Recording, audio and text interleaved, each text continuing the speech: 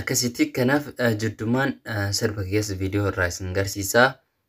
Asumaan daawwadhaa. Sekondii 5 illee taatu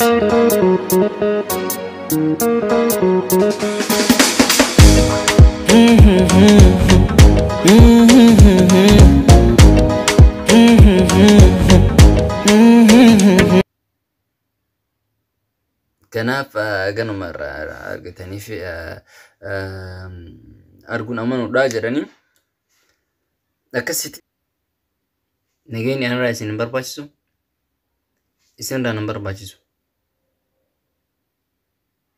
na dhageessaniimi dhugaa rabbi hedduu nama gaddisiistu waan takka osoo hin zane dhimma dhufee viidiyoo kee irratti haasawee deemuun barbaada. Nagaa takka illee siraan barbaadu narraallee hin barbaadina. Waan feetanis jedha. Erga ani artistii ta'ee sirba gadi dhiisee booda artistiin sabskraayibii nu kadhatee viidiyoo koo ilaalaa na kadhatee sheer na godhaa na kadhatee maaltu itti nageesse. Osuma artist Alishaan ta'in osuma artistii hin ta'in dursa dubbadhee tara gaafa artistii ta'e artistii Alishaan sheer na godhaa laayik na godhaa akkasuma hin jedheetan. Osuma artistii hin ta'in dhaamsa isiniif dhaamadhu qaba. Gaafa artistii ta'e immoo waan garaa keessa isin qabadhu ni beektanii jechuudha. Yoo isin waan tanam isin dhaamadhu kana naaf hin godhin jechuudha. Isin galee yeroo ammaa kana keessatti sirba lama isin qabadhee jira. Dhufuu jira isiniif qabadhee jechuudha. Ka qabadhee dhufaa jiru saba biraatiif miti. Kan itti haasaa yeroo saba biraatiif saba koo qofaatti haasa'u jira. Kanaaf jechuudha. Artiin kennaa duraanillee gaduma ammallee gaduma deemaa jechuudha. Isin galtee anama sirba tokko gallakkisuudhaaf waan hundaa qopheessee xumuree jira jechuudha lafa qaba. Kalammataas wantoota ittiin geeffamintu jira akkasuma ni jira. Garuu akka yaada kootiitti hin danda'amu malee YouTube namaa biraa irratti basmara nama biraa irratti gadhiifachuun barbaadu kootuma irratti maaliif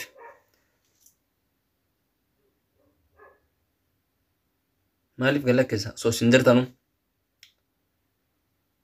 Artiin kenna saba ollaa keenyatti saboota biyya keenyaa keessatti Itoophiyaa keessatti saba biraatiin isa dhumarra jira jechuudha. Gadi bu'ee jechuudha. Sababni maali? Sababni isinuma num.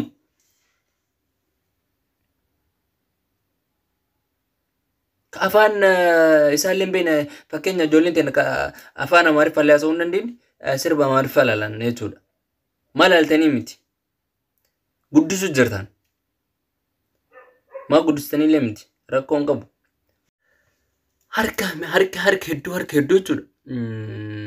Ollaa keenya saba biraa fudhannee ijoollee saba biraa yoo fudhanne guddatanii jiran artiidhaan ijoollee teenya caalu. Sababni maaliif? Yeroo takka ni hojjetanii akkasuma baasii illee ni qabanii beektu. Ni hojjetanii akkasuma faayidaa isaallee irraa argatan jechuudha akkuma hojjetan sanitti.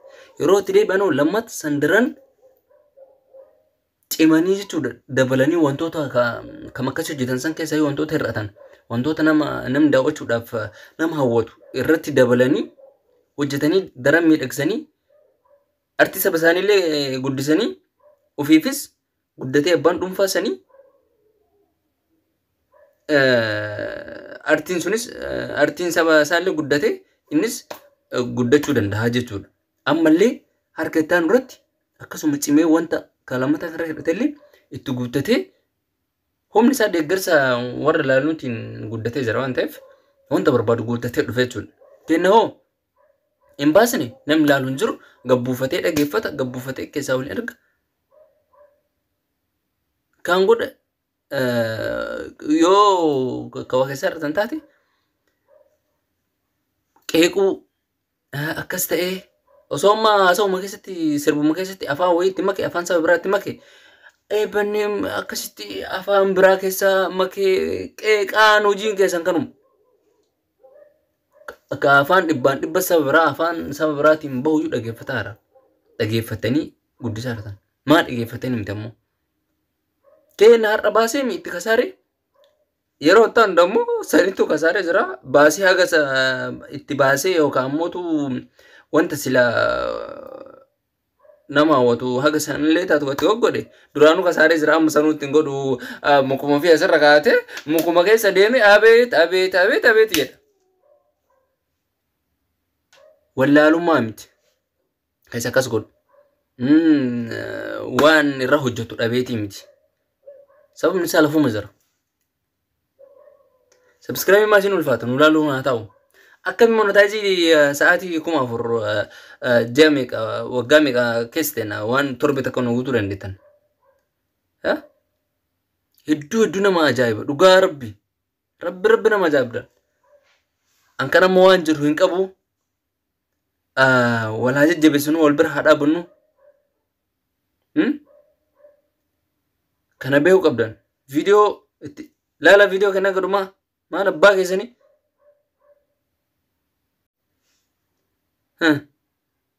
Kanaaf abshir obsa alishaafi akka aartiin ta'ini obsa. Kanaaf jechuudha. An dirqama fakkeenyaaf anam akka mataa keetti subscribe guddaa ta'uu baatullee dhimma sila Googlein YouTube'ichi inarraa barbaadu guuttadhee jira. Subscribe dhimma inarraa barbaadu 1,000 barbaada. 1,000 guuttadhee jira taree jira 1,000 guuttadhee jira. Haa ta'u garuu na barbaachisa. Waan barbaadu sa'aatii monetaayizii akka mataa kiyyaatti ijoollee hedduu jiran ijoollee irra hojjetaa jiran. Isaanis akka xiqqoo hojjetanii namni viidiyoo isaanii daawwatuuf hin jiru, namni share godhuuf hin jiru, namni like godhuuf hin jiru, namni jajjabeessu hin jiru ni dhiisa jechuudha.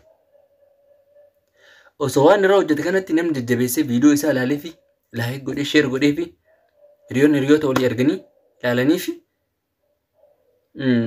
yoo akka ijoollee fakkeenya biyya keessa jiraatanuu akka biyya keenya namni mallaqaan baay'ee akkasii waan hin jedhu baay'ina wifi fayyadamna. Kun ammoo jechuudha. Waan tokko akka namni cimee aartiin kanallee guddatee ijoolleen koomedii hojjennus akkanuma koomedii hojjennu dhugaa rabbi nama akkuma isin jedhe sobaa miti sirba ni qaba. Kanaaf jedhee inni garuu kan namarratti illee ta'u ni gadhiifadha. Kanaaf walaa jajjabeessinu amma viidiyoo amma booda anis koomedii ta'ee wantootuma garaagaraa sirba ofii baasus yaada qabus irratti hojjechuu barbaadus YouTube mukee irra gadhiifachuu barbaada waan ta'eef asumaan yoo ani kan wanta gaarii hojjedhee ka artee irratti yookaan immoo koomedii marrattu wantoota namni ilaaluu danda'u yookaan immoo namaaf bohaartii ta'uu danda'u akka isinumaa kana biratti fudhatamu qabutti ilaaltanii kun akkana ta'uu qaba jabaadhu akkanatti hedduu namatti tola nu kakkaasa kana beeku qabdanii nu wal malee hin qabnu anis akka aareen ta'ee irraa fi akka sanaan jedha. Kanaaf dhugaa nama aarsisan takkaan isinirra deemee mana sawwaa eebeetan. Kanaaf viidiyoo keenya share godhaa like godhaa nuuf ilaala hanga dhumaa jechuudha. Sa'aatii kanatti nu guutaa isiniin jedha. Kanaaf ammootu akkana mucaa kana akkana goonee akkana guddifnee mucaan kun gaafa akkana ji'a kana keessa akkana jira amma immoo akkanatti kunuunsa akkanatti goonee jirra jedhaati galmee keessa lafa kaadhaati onni guddisa viidiyoo kiyya share olii godhaa hanga dhumaa laalaati.